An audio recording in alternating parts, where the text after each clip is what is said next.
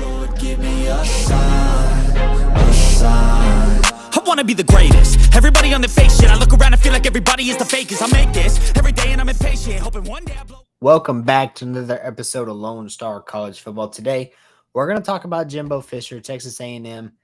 Is Fisher on the hot seat? Now, listen, if you're an Aggie, you're watching this video, you're going to want to click off right now. But just listen, and if I'm wrong, tell me in the comment section. Tell me I'm wrong, all right?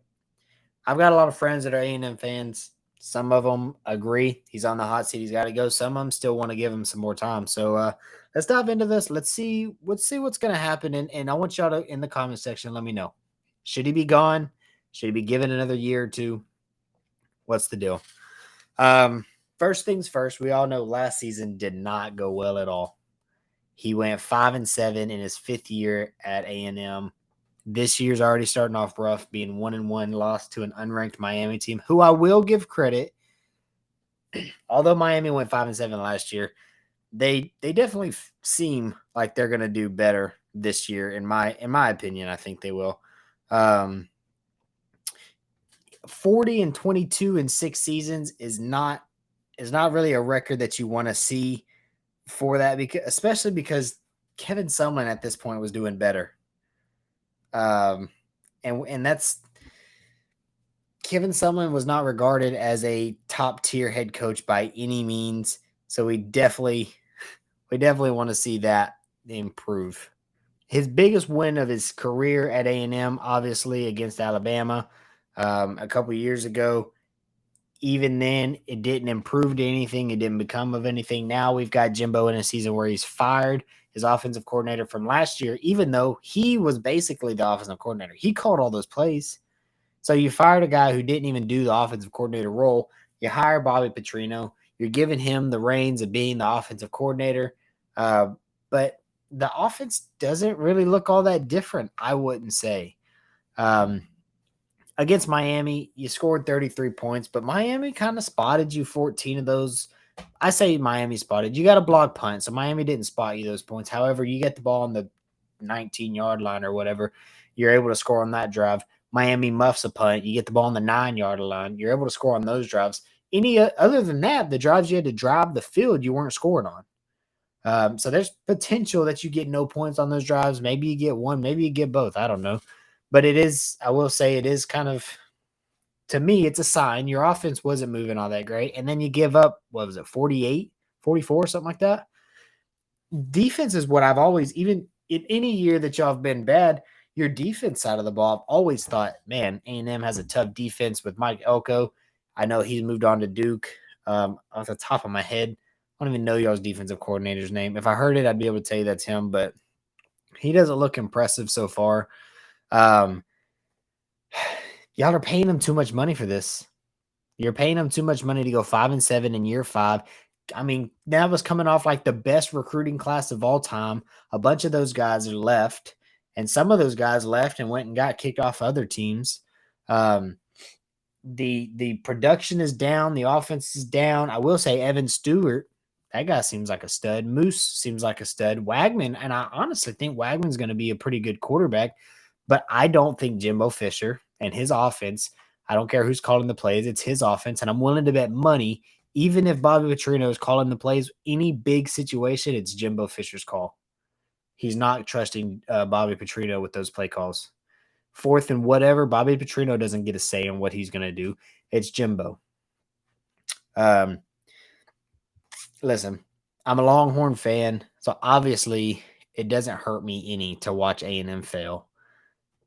However, as we're moving into this season of we're about to go into the SEC, Texas and A&M, we're going to get the Lone Star Showdown back. There is a part of me that's like, hey, I kind of want to see A&M be better for these games. There's also a part of me that says, hey, I hope y'all suck forever and we can beat y'all every year like we used to, and it won't hurt my feelings at all. I think you can't afford to keep Jimbo. That's what I'm saying. Even though I know it's like a $76 million buyout, there is a point in which it's like, can you afford to fire him? You can. You're A&M. You got plenty of money. Can you afford to keep him?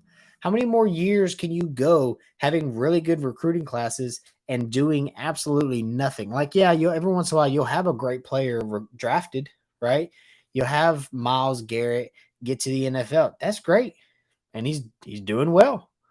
But you know, it's got to be something more consistent. And I know you're listening to a Longhorn fan tell you about consistency in the draft. I get it, right? I'm not. There's some irony here, but really, what I'm saying is what the rest of college football is thinking is he's got to do better. He just has to.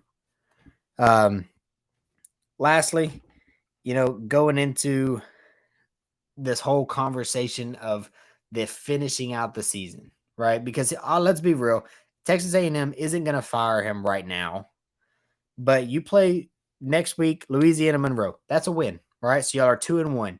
Play Auburn at home. If that was at Auburn, I would say Auburn wins. On a neutral site, I don't know. At A&M, I lean that y'all can win that game, but I would say it's still a coin toss game. So we'll leave that as a coin toss. Arkansas. I don't think Arkansas is great, but it is Fayetteville, Fayette-Nam to some people, depending on how much you know about the Razorbacks. Once again, I think it's a coin flip. Alabama. You're going to lose to Alabama. I do believe that. I think Milroe, I think Nick Saban will have it all figured out by Alabama. Then you play Tennessee in Tennessee. That's a loss. South Carolina at home. I think y'all win, even though Spencer Rattler statistically is actually kind of balling out. I think y'all do beat South Carolina. Ole Miss at Ole Miss, I think that's a loss. Mississippi State at home is a win. Abilene Christian is a win, and LSU on the road is a loss. Counting up just what I have as losses, 1, 2, 3, that's 4 more guaranteed losses in my opinion, which would put you at 7-5, and then 2 toss-up games between Arkansas and Auburn. Y'all lose one of those, you're 6-6. You lose both, you don't make a bowl game, you're 5-7 again. And if Jimbo Fisher manages to make a 9-3 season out of this, already having a loss against Miami, then kudos to him. And I'm wrong, and just come back on this video in 4 or 5 months and tell me how wrong I am. But the way I'm seeing the schedule unfold, it's pretty rough because you're going to end up losing home games. Where last year, that's what saved y'all. Right, y'all at 5-7 last year, but y'all lose to Miami if it was not at Kyle Field, and you lose to Arkansas if it wasn't at Kyle Field, and you probably lose to LSU if it wasn't at Kyle Field. I mean, y'all had 3 good home games that saved y'all season, and this year y'all get 2 of those, or you get all 3 of those on the road instead. You're kind of still lucky to get Auburn at home. I think you'd beat Mississippi State no matter where it was. In South Carolina, if that was on the road, you might even lose that game. So once again, I know if you're an A&M video or fan and you're watching this, kudos to you. I said it last year. I made the same kind of video. Congratulations. You're better than a lot of A&M fans I've talked to. You can actually listen to somebody else's opinion. And just let me know in the comment section. Hey, Christian, just stay out of this. You don't know what you're talking about. Jimbo's not on the hot seat. He ain't going nowhere. Let me know. If you agree with me, let me know on that too. Because honestly, between the people I talk to with just some friends, people I work with, it's kind of half and half, which is surprising to me. Because as a Texas fan, I was ready for Strong to be gone, right? Herman, I wasn't necessarily ready for Herman to be gone just because we went 7-3 in a COVID year. We didn't get to play Kansas that year. I know what you're about to say. Christian, y'all have lost to Kansas before. Y'all lost to App State, so keep it to yourself. But we didn't get to play Kansas that year, and we didn't get to play LSU, who that COVID year, they won Natty in 19. That COVID year, that was pretty rough on them. So in theory, we fired a coach that probably would have gone 9-3 on a full season. But looking back where we're at now with Sark, I'm okay with that. So I get the situation you're in of being like, hey, this coach, it's kind of time to move on. Finally, let's talk about options. Last year when I made this video, I mentioned Dave Aranda as an option. It's no longer an option. I think he's on the hot seat over there at Baylor. Jeff Traylor, though, at UTSA, I think is an option. Personally, I think so. And the biggest name that I've actually seen on the Twitter sphere, or X sphere, whatever you want to call that app, I'm going to call it Twitter, is Coach Prime. A lot of people are saying, hey, I think Coach Prime would leave Boulder, Colorado to go to College Station. Potentially.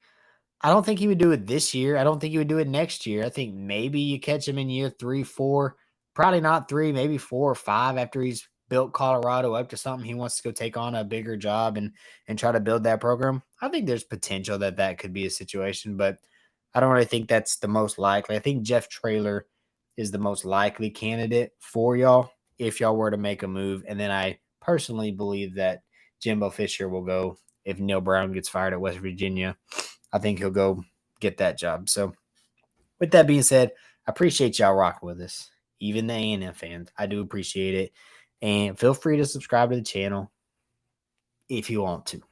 With that being said, I don't care if we're talking about the Aggies. I ain't doing a gag 'em. Hook 'em.